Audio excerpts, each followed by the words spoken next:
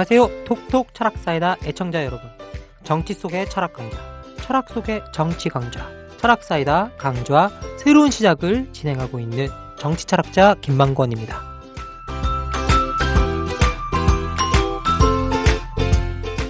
지난 시간에는 오늘 우리가 살펴보게 될 포스트 모던 자유주의를 사실상 주창한 리차드 로티의 자유주의를 이해하기 위해서요, 주디스 슈클라의 공포로부터의 자유에 대해 살펴보았었죠. 바로 오늘 그 로티 이야기를 해보고자 합니다. 이번 강의에서 여러분과 포스트 모던 자유주의라고 불리는 로티의 세계를 그의 저작, 우연성, 아이러니, 그리고 연대성을 통해서 살펴보려고 하는데요. 이 로티를 통해선 지금까지 저희들이 논의해왔던 자유주의와는 조금은 색다른 분위기의 자유주의를 만날 수 있을 것이라 이렇게 확신합니다. 끊임없는 의심을 통해서 세상을 항상 새롭게 서술함으로써 더욱 풍부한 자유를 얻으려고 하는 로티의 계획이 분명 여러분께 신선하게, 그리고 또 때로는 당혹스럽게 다가갈 것이라고 생각이 드는데요. 혹시 어떤 분들은 로티가 말하는 우연한 언어, 우연한 자아, 우연한 연대성을 강조하며 우연성의 철학을 주장하는 로티의 이런 논의가 과연 얼마나 설득력이 있는 것일까 의심을 품을 수도 있을 것입니다.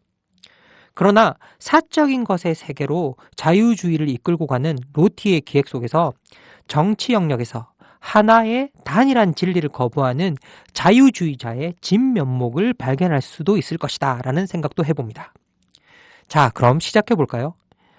로티는요, 2007년에 사망했는데요. 사망하기 전까지 미국 프래그머티즘의 당대 1인자로 꼽혔던 사상가입니다. 제가 박사과정 할 때요, 로티가 여전히 생전에 있었던 무렵이 있었는데, 프린스턴에서 정말 로티의 프래그머티즘 이야기를 하면 정말 미국 사람들이 정말 흥분해하면서 이야기를 할 정도로 로티가 인기 있었던 사상가입니다.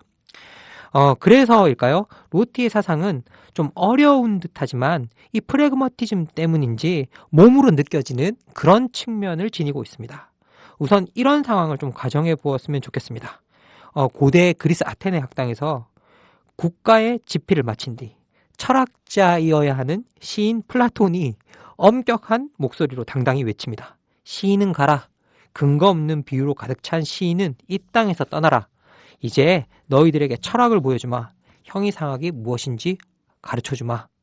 그리고 수천 년 뒤 미국의 프린스턴 대학 연구실에서 우연성, 아이러니, 그리고 연대성을 날아가듯 다 쓴 뒤 시인이어야 하는 철학자 로티가 창밖으로 나지막히 속삭이는 장면을 상상해 봅니다. 멍청한 철학자들, 철학은 더 이상 없다. 이제 세상의 피와 살로 다시 엮은 내 언어의 화살을 받아라. 이 세상은 시인의 것이다. 물론 지금의 예는 제가 상상해서 아까 말씀드렸듯이 빚어본 상황입니다. 우연히 세상에 나온 제가 우연히 세상으로 배운 언어로 저의 안에서 우연히 새롭게 창조된 언어를 가지고 플라톤과 로티에게 적용된 모든 말들을 의심하면서 우연하게 다시 서술한 것이죠. 재미가 없으면 죄송한데요. 하지만 로티를 설명하기에는 이 방법이 제일 적절하다는 생각이 듭니다. 나비처럼 날아가지고 벌처럼 이 세상의 철학과 형이상학에게 따끔한 침 한 방을 쏘아댄 채 조롱하며 달아나는 로티의 날개를 잡기 위해선 이런 방법이 더 좋지 않을까 생각이 드네요. 눈치가 빠른 분들이라면 위의 말들에서 이미 로티가 플라톤적인 철학과 형이상학을 배척하고 그런 것들을 추구하는 일을 멍청한 짓이라고 생각하고 있다는 것을 금방 알 수 있을 겁니다.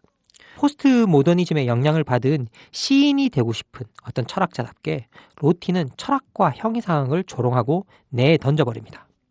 그렇다면 왜 로티는 철학과 형이상학을 버리는 것일까요?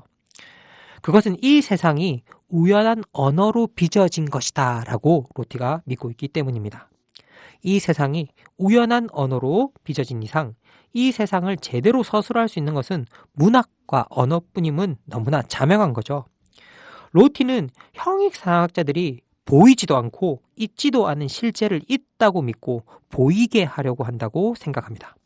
그리고 실제라는 것을 발견해서 이것이 논리적으로 증명할 수 있는 추론적 관계로 만들어서 진리를 찾아내려고 한다라고 주장하죠. 이 로티에 따르면 형이상학자들은 언어가 박약해서 너무 빈약해서 언어의 세계를 탐구하지 못하고 진리나 선, 사람, 대상 같은 것에 집중합니다. 정말 어디서 나오는 자신감일까요? 넘치는 자신감이죠. 사물의 본질은 무엇인가? 삶의 본질은 무엇인가? 최고의 선은 과연 무엇인가? 로티는 이런 질문이 무의미하다고 말합니다. 이런 질문은 아무리 물어도 알 수가 없는 것이기 때문이죠. 이러한 질문을 반복한 결과는 쓸쓸한 메아리밖에 없다라는 거죠. 정작 이 세상을 채우고 있는 것은 세상에 대한 끊임없는 의심을 통해 생성되어 나오는 언어들입니다. 그 언어들은 창조적 인간들 사이에 흐르는 의심의 강물을 끊임없이 흘러서 서술이라는 샘물에서 생명수를 얻어가지고 새로운 언어로 탄생하는 거죠. 새로운 언어로 탄생된다는 것은 언어가 발견된다기보다는 만들어진다는 의미가 깊이 내재되어 있습니다. 그런 까닭에 모든 언어는 항상 한순간 우연히 그 자리에 머물고 있을 뿐이고요. 다시 의심의 강물에서 또다시 옷을 갈아입게 되기 때문에 한결같은 진리란 건 존재할 수도 없고 존재해서도 안 되는 것입니다. 우연한 언어들을 끊임없이 의심하는 창조적 인간들, 그들이 로티가 사랑하고 이 사람들을 로티는 아이러니스트들이라고 부릅니다. 로티는 이제 이런 아이러니스트들이 모여 이룬 자유주의 사회를 기술하기 위해서요. 슈클라에게서 자유주의자에 대한 정의를 빌려옵니다. 우리가 저번 강의에서 슈클라 이야기했었죠. 지난 강의에서 보았던 슈클라는 자유주의자들을 잔인성이야말로 인간이 할 수 있는 가장 나쁜 짓이라고 생각하는 사람들을 말합니다. 이와 결합해서 로티는 자신이 정의하는 아이러니스트들을 등장시키는데요. 그는 아이러니스트란 자신의 가장 핵심적인 신념과 욕구들의 우연성을 알고 있는 사람들이며 그와 같은 핵심적인 신념과 욕구들이 형이상학적 관념을 포기할 만큼 충분히 역사주의자고 명목론적인 사람들이라고 주장합니다. 그리고 이 두 개념을 절묘하게 결합해서요. 자유주의 아이러니스트란 말을 만들어내죠. 로티는 자유주의 아이러니스트란 고통이 장차 감소될 것이며 인간들이 다른 인간들에 의해 굴욕당하는 일이 멈추게 되리라는 자신들의 희망을 근거 지울 수 없는 우연한 소망 속에 포함시키는 사람들을 가리킨다고 말합니다. 근거 지울 수 없는 우연한 소망입니다. 근거가 있는 게 아니라는 거죠. 소위 당신이 그렇게 노력한다고 이 세상의 고통이 끝나리라 보십니까? 촛불을 든다고 부패가 사라질 것 같으십니까? 라고 주장하는 사람들이 있죠. 그런 사람들이 있다면 자유주의적 아이러니스트들은 그렇다고 말할 것이고, 그러면 그 근거가 도대체 뭡니까? 라고 물으면 그것이 내가 포기할 수 없는 소망이기 때문이라고 답하는 사람들입니다. 그렇다면 왜 로티는 자유주의 사회를 옹호하고 지향하려고 하는 것일까요? 그는 자유주의가 지향하는 민주사회가 전체주의 사회보다 더 합리적인 게 아니라고 말합니다. 결정적이죠. 바꿔 말해서 민주적 사회라고 해서요. 어떤 초역사적이며 초문화적인 선에 더 근접한 것은 아니라는 점을 엄청나게 강조하는데요. 이 로티에 따르면 민주주의 사회의 우월성은 합리적으로 우월한 것이 아니라 단지 그 사회들이 그리고 그 속에 살고 있는 사람들이 덜 잔인한 사람들이라는 사실로 이루어져 있다는 점에서 드러난다고 말합니다. 로티에게 잔인성이라는 것이 우리가 보편적이요 초문화적이며 초역사적인 인간성의 특징들의 기초를 둔 논증을 통해서 수립할 수 있거나 수립해야만 하는 어떤 것은 아닙니다. 그러니까 잔인성에 대한 혐오는요, 비교적 최근에 이루어진 상대적으로 깨어지기 쉬운 하나의 성취물일 뿐입니다. 바꿔 말해서 직관적이고 분명한 진리에 대한 호소보다는 오히려 잔인성이 빚어내는 결과들에 대한 상상력 있는 제서술들이 만들어낸, 그것들이 탄생시킨 하나의 성취라는 거죠. 그렇다면 다만 잔인하지 않다는 이유로 로티가 자유주의를 옹호하는 것일까요? 적어도 제 개인적인 소견으로는 로티가 자유주의를 옹호하는 진정한 까닭은 자유주의 사회에서만 아이러니스트들이 자유롭게 의심하고 재서술할 수 있는 활동을 할 수 있기 때문입니다. 언론의 자유가 자유주의의 핵심적인 내용이듯 사회 구성원 간의 의견의 교환을 통한 의사소통은 자유주의의 근간입니다. 이런 까닭에 자유주의의 많은 부분이 언어로 이루어져 있다는 사실을 저는 인정합니다.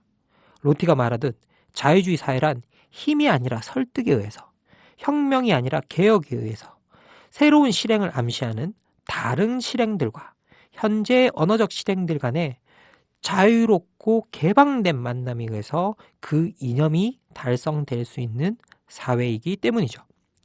로티는 이런 자유주의적 사회의 아이러니스트들을 다른 인류와 통합시켜주는 매개체는 공통의 언어가 아니라 바로 고통에 대한 감수성이라고 주장합니다.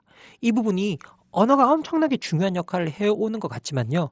같은 언어를 공유하지 못하는 사람들도 서로 소통할 수 있게 만들어주는 부분이에요. 그러니까 영어를 쓰는 사람과 영어를 쓰지 않는 사람, 스페인어를 쓰는 사람과 포르투갈어를 쓰거나 아프리카어를 쓰는 사람들도 그 언어를 넘어서 소통할 수 있는, 공유할 수 있는 게 뭐냐? 고통에 대한 감수성이라는 거죠.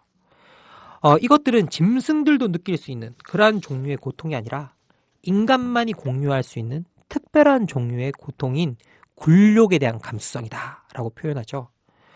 로티는 인류의 연대성은 공통의 진리나 공통의 목표를 공유하는 문제가 아니라 공통된 이기적 희망으로 자신의 세계가 파괴되지 않을 거라는 희망을 공유하는 문제라고 말합니다. 이러한 로티의 포스트 모던 자유주의는 결국 기존의 자유주의에서 뿌리 깊은 형이상학적 요구에 대한 치유를 목표로 하고 있습니다. 로티는 자유주의 사회의 근간이 되어온 계몽주의적 합리주의 어휘가 사라질 때 철학적 정초라는 관념도 사라진다고 이렇게 주장을 하죠. 그래서 자유주의 사회의 시민들은 우리 자신과 우리의 공동체가 우연하다는 데에 대해서 이해를 공유하고 있어야 되고, 그런 사람들을 자유주의 사회의 시민들이라고 부를 수 있다는 거죠. 그리고 삶의 부분에 적용되는 많은 것들이 우연한 언어로 이루어져 있다는 것도 알고 있습니다. 그래서 이들은 사적 영역에서 항상 자신이 고정돼서 쓰고 있는 그 언어들을 의심하고 다시 서술하면서 보다 많은 자유에 접근할 수 있게 되고 자아의 창조에 몰두하는 아이러니스트가 될 수 있습니다. 이게 하나의 예를 들자면요. 우리가 무상급식이라고 표현하잖아요. 이것들을 의무급식이라고 다시 재서술할 때 사실 우리가 알고 있는 세계는 다시 보일 수가 있는 거죠. 그러나 아이러니스트들은 인간에게 가해지는 잔인성에 대한 고통과 굴욕에서 비롯되는 감수성을 통해서 공적 영역에서 타인과 연대할 수 있는 정치적 인간으로도 변모할 수 있습니다. 우연한 자아들이 형이상학의 폐기를 통한 고통의 감수성을 공유함으로써 연대로 이어진다는 로티의 주장에는 이 우연한 자아들이 공적 영역에서 갈등을 빚을 때 이를 해결해 줄 수 있는 어떤 안정적 원칙 자체가 없다는 점에서 아직은 채워 넣어야 할 이론적 공백이 있는 이론이라고 할 수도 있습니다. 그런데 로티는 이렇게 말할 거예요. 그런 걸 채워 넣는 순간 자유주의 사회가 고정되고 변화할 수 없다라고 이야기하겠죠. 오늘은 로티가 그의 주장의 근거로 인용한 듀이의 말을 인용하며 강의를 맺을까 합니다. 상상이 선의 중요한 도구이며 예술이 도덕성보다 더 도덕적이다. 왜냐하면 도덕성은 현상 유지를 신성화한 것이거나 혹은 그렇게 되려는 경향을 갖고 있기 때문이다. 인간성에 대한 도덕적인 예언가들은 비록 자유시나 우화로 말하긴 하였으나 항상 시인들이었다.